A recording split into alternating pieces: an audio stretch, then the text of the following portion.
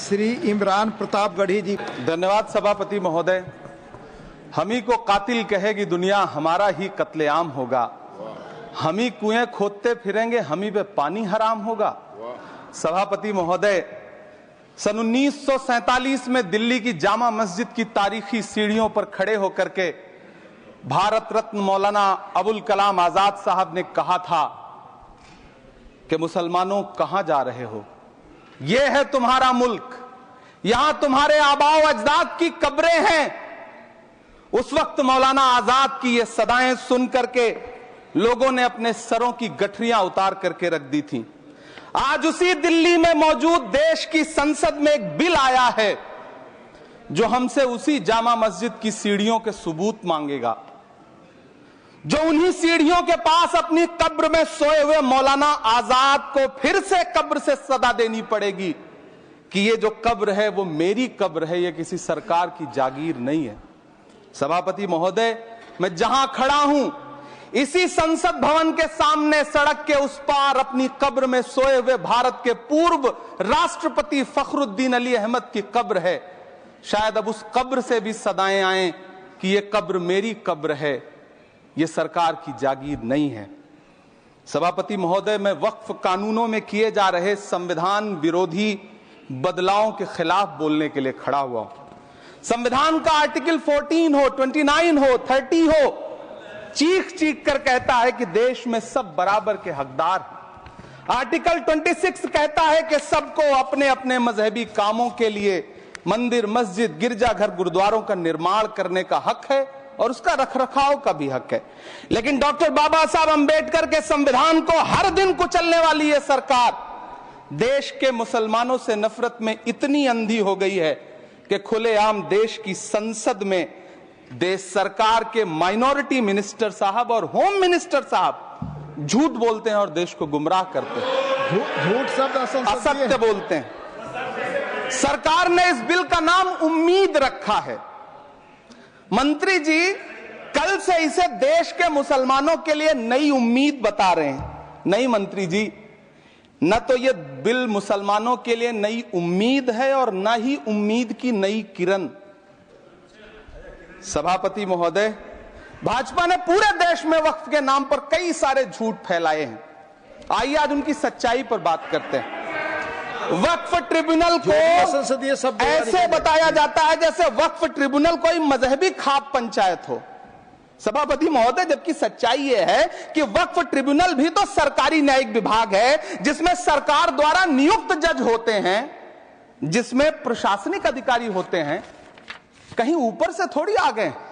सभापति महोदय, देश के गृह मंत्री जी ने इसी सदन में कहा कि वक्फ ट्रिब्यूनल के फैसले के खिलाफ कोई कोर्ट नहीं जा सकता, जबकि सच यह है कि वक्फ एक्ट 1995 की धारा 83(9) के तहत हाई कोर्ट वक्फ ट्रिब्यूनल के फैसले की न सिर्फ समीक्षा कर सकता है बल्कि उसे बदल भी सकता है। सच तो यह है कि वक्फ बोर्ड खुद अपनी जमीनों के लिए कई सारी कोर्ट में मुकदमे लड़ रहा है।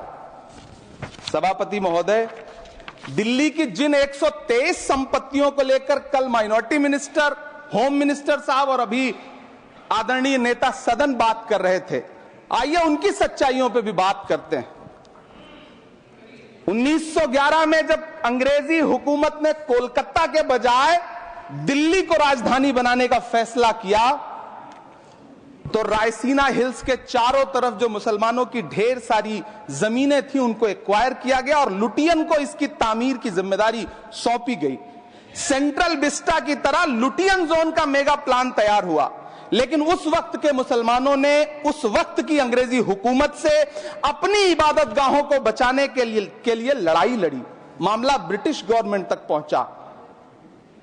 तब यह तय हुआ कि वो जो धार्मिक स्थल हैं उन्हें जस का तस रहने दिया जाएगा।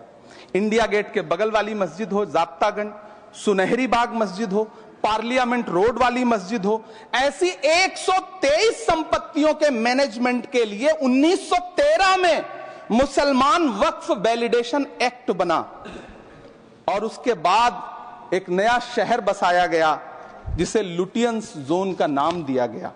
फिर 1943-45 के बीच एक और समझौता हुआ आजादी से पहले उसके तहत काफी सारी वक्फ जायदादों को सुन्नी मजलिस औकाफ बनाकर उसके अंडर किया गया ताकि उसकी देखरेख की जा सके। गृह मंत्री जी 2 दिन से सदन में जो बात कह रहे हैं वो दरअसल 123 संपत्तियां उसी सुन्नी मजलिस औकाफ के तहत आती है। सभापति महोदय, आजाद भारत आजाद हुआ। आजादी के बाद भारत में 1954 में वक्फ एक्ट लागू हुआ, जिसकी धारा 9 के तहत 1964 में केंद्रीय वक्फ काउंसिल का गठन हुआ। दिल्ली की वही 123 प्रॉपर्टीज को 1970 में सर्वे गजट करके गजट नोटिफाई किया गया। इसके निपटारे के लिए पूर्व प्रधानमंत्री इंदिरा जी के द्वारा 1974 में एक बर्नी कमेटी बनाई गई। बर्नी कमेटी ने 1976 में इन 123 संपत्तियों को दिल्ली वक्फ बोर्ड की संपत्ति होने की रिपोर्ट सौंपी। उस रिपोर्ट के आधार पर 1984 में कांग्रेस सरकार ने उन 123 प्रॉपर्टीज को दिल्ली वक्फ बोर्ड को सौंपने का फैसला किया, जिसके खिलाफ विश्व हिंदू परिषद कोर्ट गई। मामला 2011 तक पेंडिंग रहा। फिर 2011 में कोर्ट ने सरकार को आदेशित किया कि इसका निपटारा करो। तब 2013 में तत्कालीन यूपीए सरकार ने दिल्ली की उन्हीं 123 जायदादों को बर्नी कमेटी की सिफारिशों के मुताबिक वक्फ बोर्ड के हवाले किया। यही वो प्रॉपर्टीज हैं जिनके नाम से गृह मंत्री जी कल से कांग्रेस को कोस रहे हैं। फिर आई 2014 में भाजपा की सरकार, जो तब से इन जमीनों को हड़पने की साजिश कर रही है। जिस बिल को मुसलमानों के हुकूक की हिफाजत करने वाला बिल बताया जा रहा है, उसी को पेश करने के लिए और उस पर बात करने के लिए लोकसभा में भाजपा सरकार के पास एक भी मुस्लिम सांसद नहीं है। जिस वक्त, मैं लोकसभा कह रहा हूं, सुना करिए, जिस वक्फ बिल को मुस्लिम महिलाओं को हक दिलाने वाला बताया जा रहा है, उसे संसद में पेश करने वाली पार्टी के पास न तो राज्यसभा में, न लोकसभा में, न देश की किसी विधानसभा में एक भी मुस्लिम महिला सदस्य नहीं। कल किरण रिजिजू जी कह रहे थे कि रेलवे की जमीनें देश की जमीनें हैं, डिफेंस की जमीनें देश की जमीनें हैं। हां मंत्री जी, हैं, बिल्कुल हैं। ये जो वक्फ की जमीनें हैं, ये हमारे पुरखों ने धार्मिक कामों के लिए डोनेट किया है। तो हम भी तो इसी देश के नागरिक हैं, हम भी तो इसी देश के बेटे हैं। तो वक्फ की जमीनें भी तो इसी देश की जमीनें हैं, उनको पराया क्यों बोलते हैं आप? सभापति महोदय, अशफाकुल्लाह खान जब फैजाबाद की जेल में फांसी के फंदे पर झूल रहे थे, तो इसी देश की जमीन के लिए झूल रहे थे ना। सभापति महोदय, अंडमान की जेल में काला पानी की सजा काटकर अपनी जान देने वाले मौलाना फजले हक खैराबादी हो या शेर खान अफरीदी हो, वो भी तो इसी जमीन के लिए अपनी जान दे रहे थे ना। सभापति महोदय, पाकिस्तान के खिलाफ लड़ते हुए अपनी जान देने वाले महावीर चक्र विजेता ब्रिगेडियर उस्मान हो या पाकिस्तान के पैटर्न टैंक उड़ाने वाला परमवीर चक्र विजेता वीर अब्दुल हमीद हो, वो भी तो इसी जमीन के लिए अपनी जान दे रहा था ना। और मंत्री जी, मैं इस सदन में अलल ऐलान ये कहता हूं कि जब भी इस देश की जमीन को लहू की जरूरत होगी, आपसे 2 कदम आगे इमरान खड़ा मिलेगा, ये मैं आपसे यकीन दिलाते हुए कह रहा हूं। सभापति महोदय, मैं सरकार से कहना चाहता हूं, हमसे हमारी इबादत गाहें तो मत छीनिए ना, हमारे घरों पे बुलडोजर तो मत चलाइए ना, हमारी कब्रों में तो हमें सुकून से सोने दीजिए ना। सभापति महोदय, माइनॉरिटी मिनिस्ट्री का बजट कट करके मुस्लिम बच्चों की स्कॉलरशिप बंद करके अब सरकार कह रही है कि हम वक्फ की आमदनी से गरीब मुसलमानों का भला करेंगे। गुजरात की बेटी बिल्किस के बलात्कारियों की रिहाई के बाद उन्हें माला पहनाने वाली लोगों के नेता ये कह रहे हैं कि यह बिल मुस्लिम महिलाओं को उनका हक दिलाएगा। धन्यवाद मोदी जी, क्या बढ़िया सौगातें मोदी दे रहे हैं आप। पहले हमें गुजराते मोदी दिया, आप सौगाते मोदी दे रहे हैं।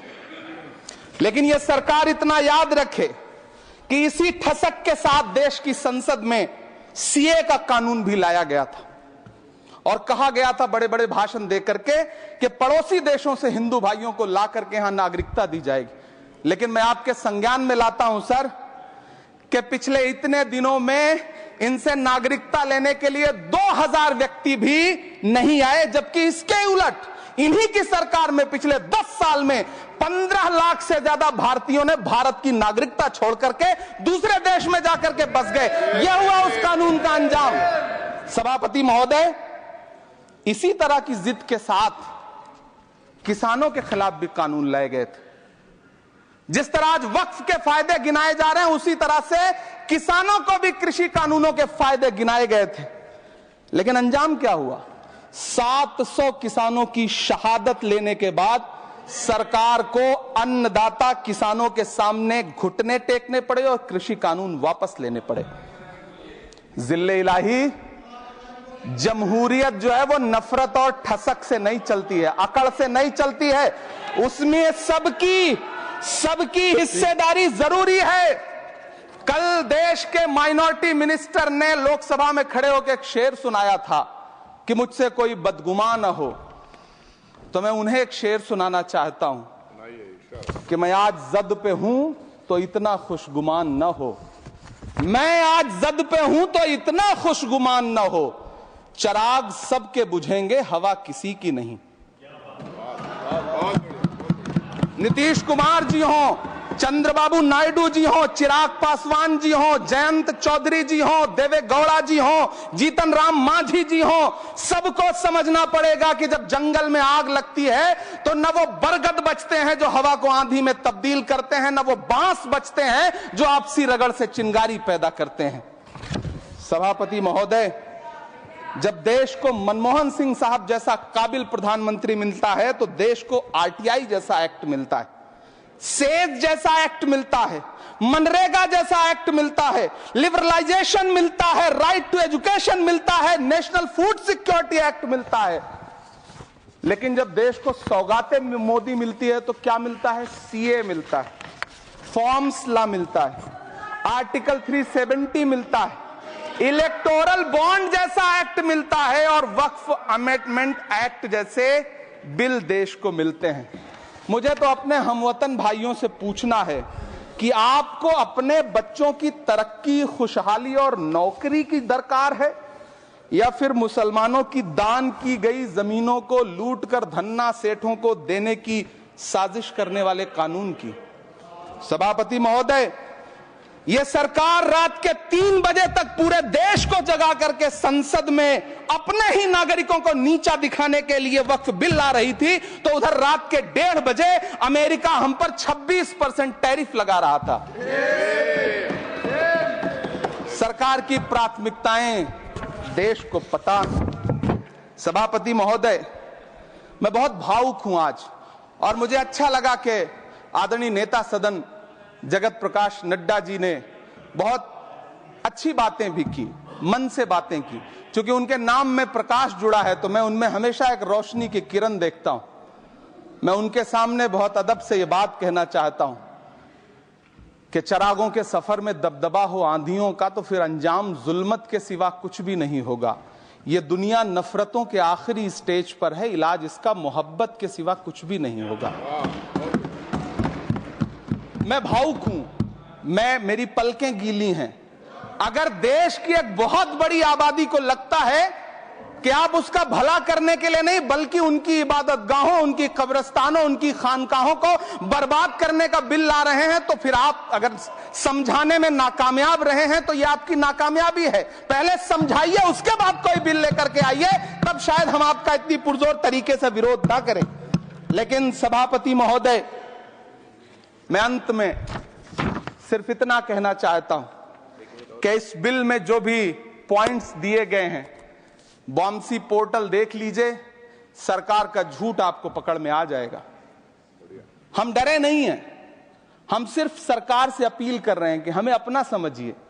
हम आपके अपने हैं, इस देश के नागरिक हैं और आप ताकत में हैं। संख्या बल के आधार पर बिल हो सकता है आप पास करा ले, लेकिन आपको यह बात समझनी पड़ेगी कि हम तो वो तारीख हैं, जहनों में रहना है जिसे कागजी पुर्जे नहीं जो फाड़ डाले जाएंगे। जिस जमीन पर मैं खड़ा हूं यह मेरी पहचान है। आप आंधी हैं तो क्या मुझको उड़ा ले जाएंगे? आपको यह बात समझनी पड़ेगी। आपको अगर इतना विपक्ष की तरफ से पहले जेपीसी में इतने सारे पॉइंट्स आए और उसके बाद कल से लोकसभा में और राज्यसभा में सुझाव आप सुनने को तैयार नहीं है, लोगों की शंका को दूर करने के बारे में आप बिल्कुल सोच नहीं रहे, बस आप कह रहे हैं यह बिल उम्मीद की नई किरण है। नहीं साहब, इसे भले किरण जी लेके आए हैं, लेकिन ये उम्मीद की नहीं बल्कि नाउम्मीदी की किरण है। और इस देश की एक बहुत बड़ी आबादी इस बात से खदशे में है, शक में है कि आप सीधे उनकी जमीनों को लूट करके धन्ना सेठों को बेचना चाहते हैं। मेरी अब भी आपसे अपील है कि इस बिल को वापस लीजिए। यह बिल कहीं से आपके अपने नागरिकों के लिए अच्छा नहीं है। यह बिल सिर्फ इस देश के मुसलमानों को नीचा दिखाने का और अपने एक ऐसे मतदाता वर्ग को खुश करने का बिल है जिनको इस बिल के पास हो जाने से कुछ मिलेगा भी नहीं, लेकिन आप एक नैरेटिव देना चाहते हैं, एक मैसेज देना चाहते हैं। मेरी आपसे अपील है कि कृपया ये जो सबका साथ सबका विकास का नारा है, इस नारे को रत्ती भर तो चरित्रार्थ कर दीजिए। बहुत बहुत धन्यवाद।